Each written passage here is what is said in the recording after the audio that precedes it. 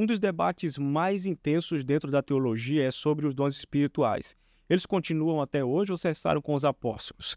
Enquanto o continuismo defende que todos os dons permanecem ativos, o sensacionismo teológico afirma que certos dons extraordinários, como línguas, profecias, curas, tiveram seu propósito no período apostólico e não são mais normativos para a igreja. Hoje vamos entender a base dessa posição e os movimentos pelos quais muitos cristãos reformados históricos a defendem. Bom, o sensacionismo não nega a obra do Espírito Santo.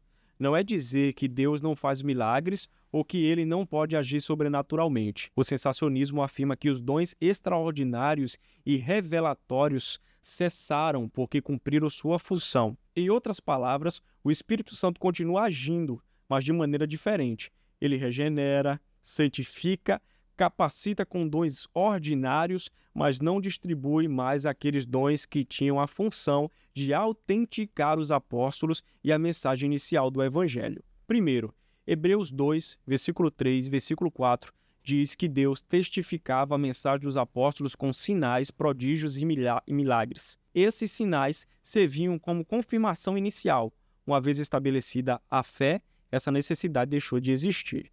Segundo, em 2 Coríntios 12, Paulo chama os milagres de sinais de apóstolos. Isso indica que esses dons estavam ligados de forma especial ao ministério apostólico.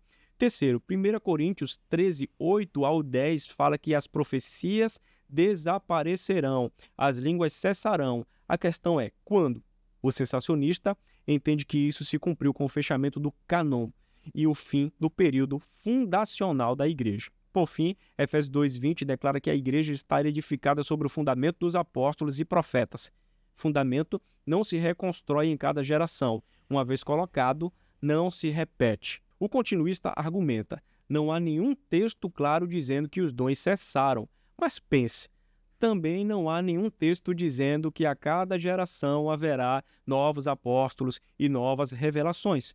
O sensacionismo não nasce de um versículo isolado, mas de toda a lógica da revelação progressiva. O Antigo Testamento tinha os profetas como porta-vozes de Deus. O Novo Testamento teve os apóstolos. Hoje temos a Escritura completa. Outro ponto. Continuistas dizem que, se não vemos os dons, é por falta de fé. Mas a história da igreja é clara.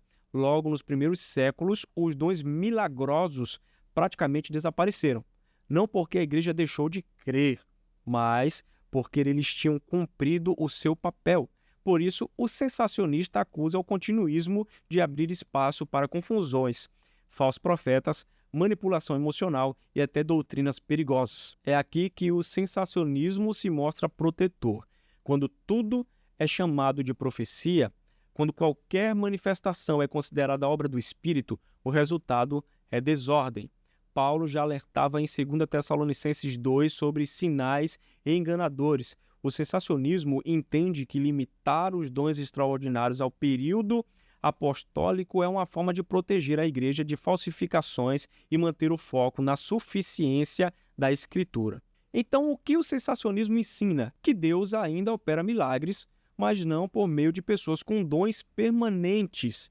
Que o Espírito Santo continua agindo poderosamente, mas os dons extraordinários cumpriram sua função no passado e que a igreja hoje deve buscar firmeza na palavra, que é completa e suficiente. Mais importante do que a polêmica é óbvio, né? A questão é: a sua fé está firmada nos dons ou na suficiência da Escritura e na obra consumada de Cristo? Se esse conteúdo te ajudou a entender o sensacionismo teológico, deixe o seu like, se inscreva no canal e compartilhe e me diga, você acredita que os dons espirituais cessaram ou continuam até hoje? Que Deus te abençoe.